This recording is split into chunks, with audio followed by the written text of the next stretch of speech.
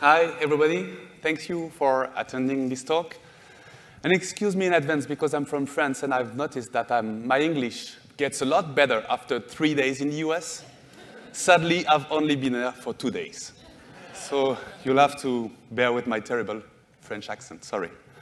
So we've made a game which is called Bury My Love, and it's about real-life events. And we've learned things making this game about a topic that we are not directly concerned with. So I'm going to try to share those with you. But first, who am I? I've been a journalist for 10 years. I graduated in 2002, and I've worked in a children's magazine for 10 years. And then I decided to make reality-inspired video games with my game studio, The Pixel Hunt, which I funded in 2013. Reality-inspired games are pretty self-explanatory. They are games that are directly inspired by the reality and the real events around us. Obviously, directly linked to the fact that I used to be a journalist. So we worked for lots of projects for commissioners and private companies, and then we decided to work on our first independent project, Bury My Love. On this game, I was the game designer, and I was the co-writer of the game with the main writer, Pierre Corbinet. And for those of you who don't know Bury My Love, here's a quick video to present it to you.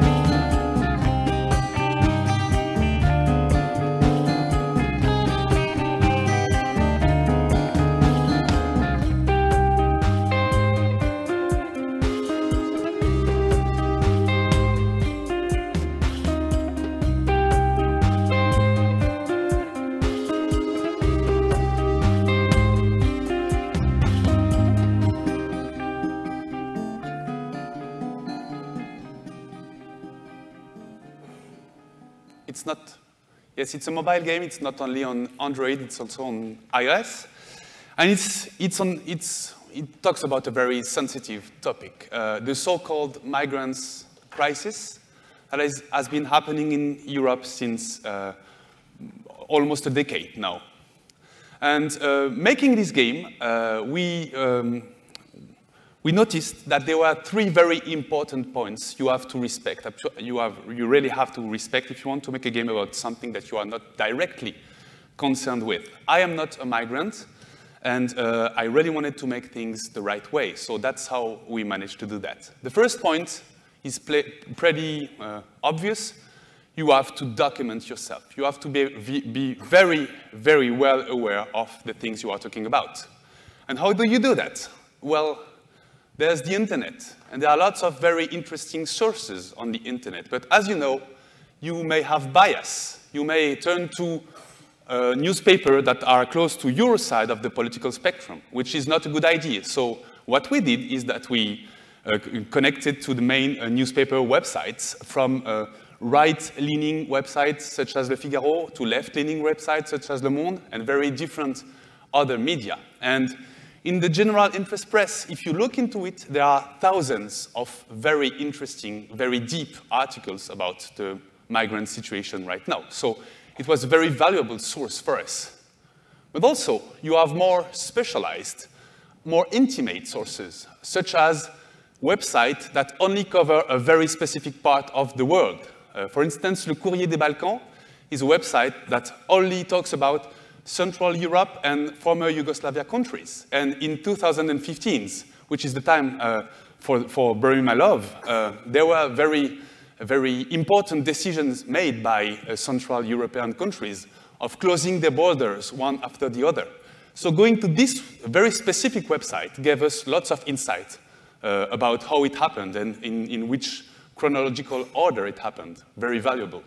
And also we watched documentaries such as, for instance, A Syrian Love Story, which is a heart-wrenching story about a Syrian family who has to leave Damascus, first to Lebanon and then to France, and they are torn apart by the fact that they have to leave their country. So it's really interesting and insightful because it's really intimate, and that's also very important for your documentation.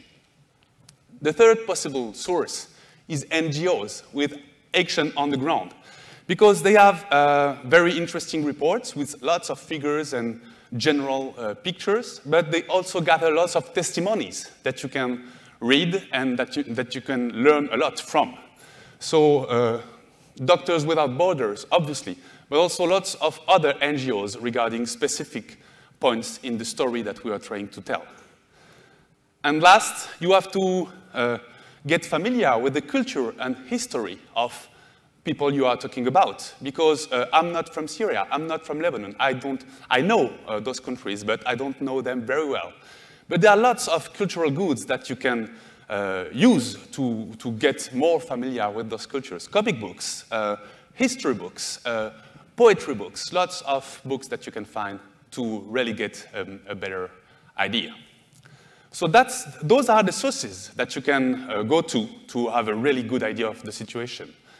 It took us 3 months to document ourselves without writing a single line, only reading, watching, listening. We had 18 pages documents of only links to articles, to documentaries, to any other resource that we would send each other with Pierre to share all the information that we gathered. And we found one main reference in the French newspaper Le Monde, which was called The Journey of a Syrian Migrant Told by Her WhatsApp Conversations. So it was the story of a girl named Dana who left Damascus to Germany, and she had given the journalist 250 screenshots of her conversation with her family during a journey, because she kept in touch with her family via WhatsApp during her entire journey. And reading this article, it was super great for 2 reasons. First, because I had actually an example of how Syrian youngsters talk to each other. So it was very familiar because they use emojis and they use lots of phrases and they make jokes exactly like I would do when I'm on WhatsApp. But also there are differences that we could notice by reading this article. And the most important thing about that is that we got to meet with Dana. We got to meet with the main character of this article. And this comes to our second point of the 3-point methodology, is to talk to people. Obviously, you have to talk to people. You have to listen to them, and you have to really be aware that you are like a sponge, and you really have to understand their situation, their fears, their hopes, and everything. So, thanks to Lucie Soulier, the French journalist, we got in touch with Dana, and we asked her, first I asked Lucie, I would like to make a video game that is inspired by your article. And she almost hung up on me, because she told me, no, you can't make a video game about such a tragic story, it's too important. Then I talked to her, and she was finally, she agreed, and she told me, I will ask Dana, but I don't know what she's going to say. And Dana, it took her like 15 seconds to say, yeah, right, I want, what we lived through was horrible, and I want as many people as possible to be really conscious about that. So I will help you as best I can.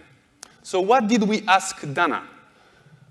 So that's Dana. She's unrecognizable because she wants to stay like her last name and her face to be kept out of any public talks, but that's her, basically.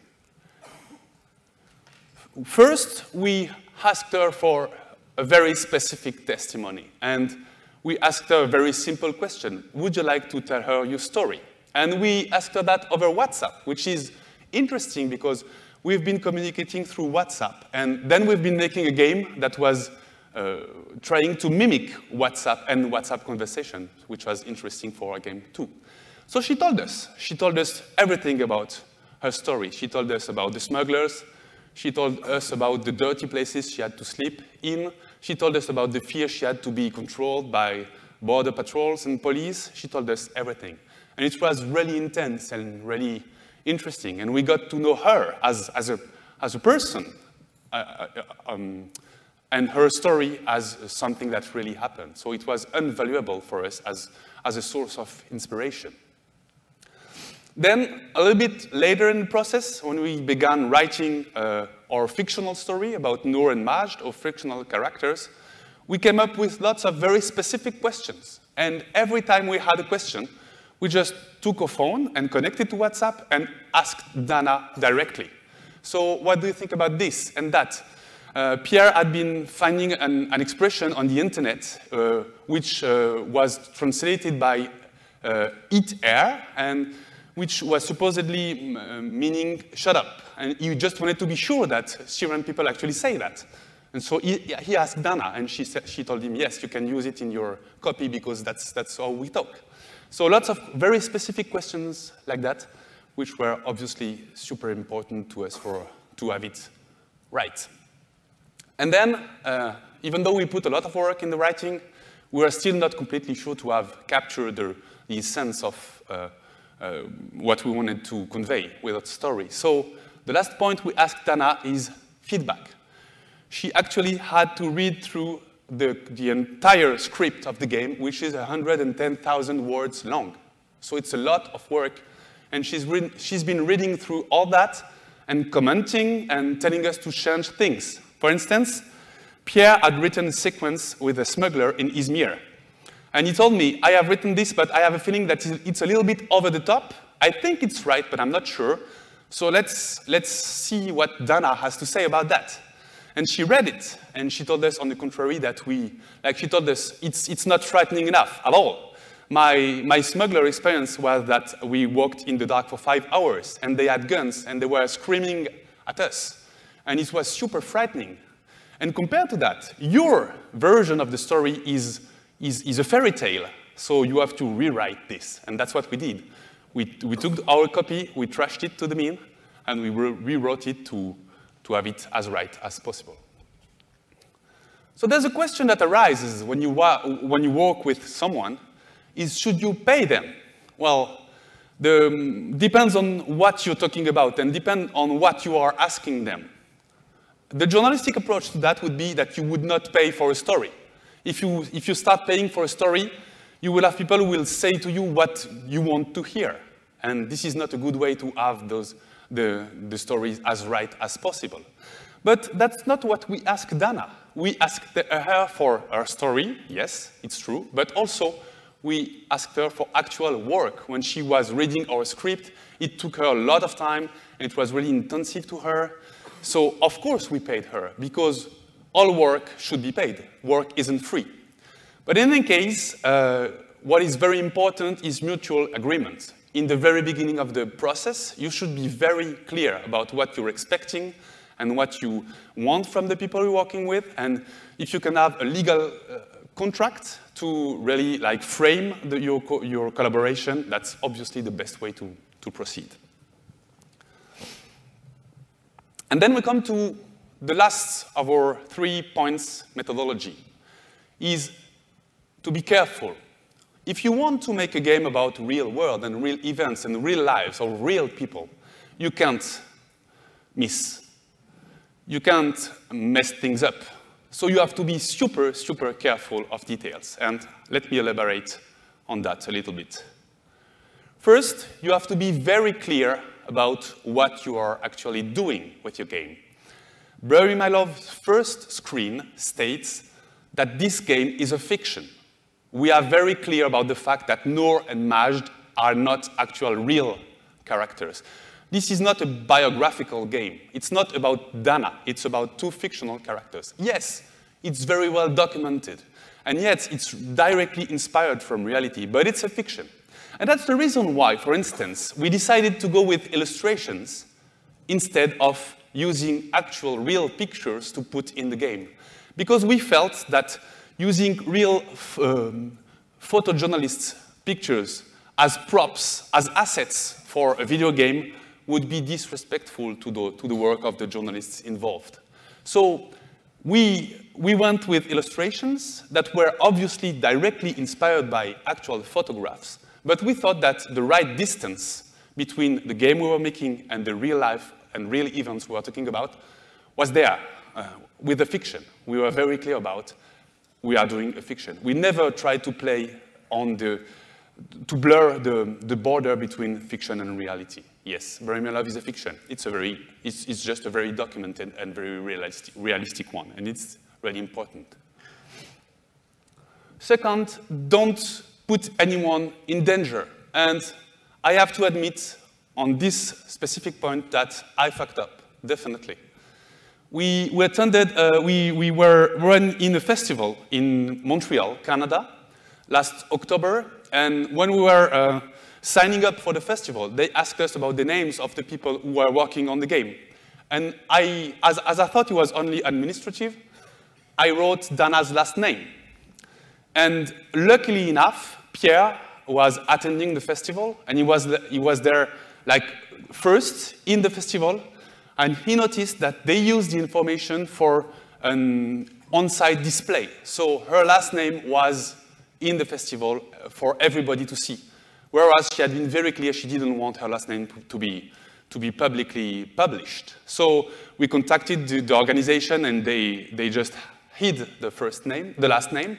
But this was a mistake by my side. If you are making a game about real people, you don't want to put them in danger. You don't want to, even though you are listening to them and helping them spread their stories, it's not a reason for you to be lazy or for you to not be super careful about what you're doing. So this, for instance, was a huge mistake on our part. And luckily enough, we were able to notice it before any negative consequences. But Dana's mother is still living in Damascus, and she had trouble with al-Assad's regime before. So you don't want to have her daughter's last name publicly available linked to a work about leaving Syria. It's not a good idea at all. So don't put anyone in danger. Be very careful. And then don't shy away from responsibilities. You will always have people, such as the person on the left here. That's in French, so maybe you don't understand, but she's basically saying that we are making money out of other people's misery, and it's a shame, and we are bastards, basically. And I know that we are not doing that, because I could show her my account report to show her that we are not making money. But I don't have to, because I know we have been doing things the right way. And then we got message from Alex Clay. Alex Clay is a Syrian guy who had a refugee status in the US. He lives in Los Angeles, and he found the game online, and he played it, and then he helped us a lot in the playtesting process because he loved the game, he loved the writing style. He told us, I have the feeling that could be friends of mine writing from Syria. So this is the feedback that makes you think that you have done things the right way. And also Dana and Dana's sister played the game, and they told us the same thing. But we didn't go after like tens of validations. We didn't have hundreds of migrants playing the games just for the sake of us being able to say, look, hundreds of migrants have told that it is a good game. No, we didn't shy away from our responsibilities. We made the game with Dana, and then we put it out. And we said, OK, let's face it. Did we do it the right way or not? Let's hear what people have to say about that. And that's really important also. So that's it. Basically, thank you. I rushed a little bit for you to have some time to ask some questions. So please help yourself. There are 2 microphones. We have 1 minute left, so there's not much time. Yes? Yeah. Would you? Or you can just tell your questions and say your questions. This may be a little odd, but I don't know if you're familiar with the games. I think it's This War of Ours, This War of Mine. This War of Mine, yeah. Papers, Please. Yes. And I was wondering, sort of, if you could talk a little bit about the relationship, at least in your head and for your studio, between Bury My Love and these other games that I feel like sacrifice historical accuracy and connection to a certain kind of direct human narrative for perhaps more diverse gameplay or an ability to do Yeah. sort of a different thing in the game space. I was just curious if those were on your mind or what you think about those versus your more sort of direct approach. Yeah. I would try to summarize your question. So what do I think about other games such as This War of Mine or Papers, Please, who are at a slightly more metaphorical level and less directly linked to actual events? I think it's really cool, and those games have been really successful, and that's super interesting. But I think games shouldn't shy away from a direct relationship to the real world. Because games are a medium, such as cinema or comic books. And in the 50s, if you would have told someone, I want to make a comic book about concentration camps, they would have looked at you like you were crazy, like, you can't make a comic book about that. And then Art Spiegelman, he came and he said, yes, I can, and I will do it. And he did. And it changed the face of comic books forever, because nowadays, nobody is looking at such comic books the strange way, because he dared to say, there's no reason why we should be locked into some teenager fantasy world of only entertainment. And that's what we try to do with Bury My Love. Say, okay, I see what other people are doing, and it's really interesting to have this step of distance, but I'm a journalist. I want to talk about the real world, and I want to try to be as direct in my relationship to reality as possible. And we've had lots of awards. We've been at the GDC, we've been nominated for BAFTAs, we've won awards. So lots of people in the games industry, they thought it was not possible, and they played the game and they said, oh, but actually it works, and it's respectful, and it's interesting, and you learn things, and it's probably not fun. But there's 19 different endings, so it's really branching, so it's a real game. It's a real game. But it's directly inspired from reality, and I think games should, it's time. Video games are 50 years old. It's time for them to say, okay, we can talk about the real world. Yeah, there's nothing like forbidden about that. If we do it the right way, we can and we should do it, I think. I don't know if there's time. I don't think there's time for another question. And there's no question. Ah, there's one.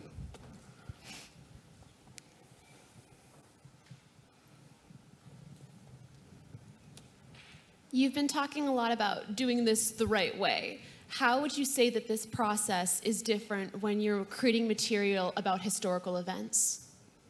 I don't think it's really different.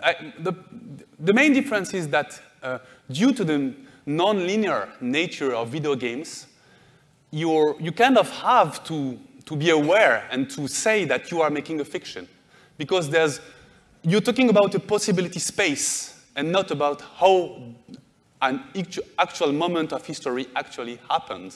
You're not telling the story as it happened, even though I don't really believe in history as being super like carved in stone. But you are talking about a possibility space. I calculated this once, and there's maybe 200,000 different possibilities path in our game. So we're talking about a possibility space and not one reality, historical reality. But on the documentation phase, I don't think it's really different. I think it's almost the same. You have to be very careful of your sources. You have to know where your facts come from, and you have to be sure that you are going to the right places to have the right information. I don't know if it answers your question, right? It does? That was good. Thank you very much. I'm not sure. Yeah, there's still time because there's a question there. Hi. Now that you've done this game, is there anything else going on in the world that is appealing to you where you think you might want to tackle that next as a game? Well, I am French, so I am now working on a metaphysical existentialist game inspired by Jean-Paul Sartre. And it's happening in a car crash because there's a reference to a very famous French movie by Claude Sauté, Les Choses de la Vie. So it's going to be very boring. Thank you. Thanks everybody.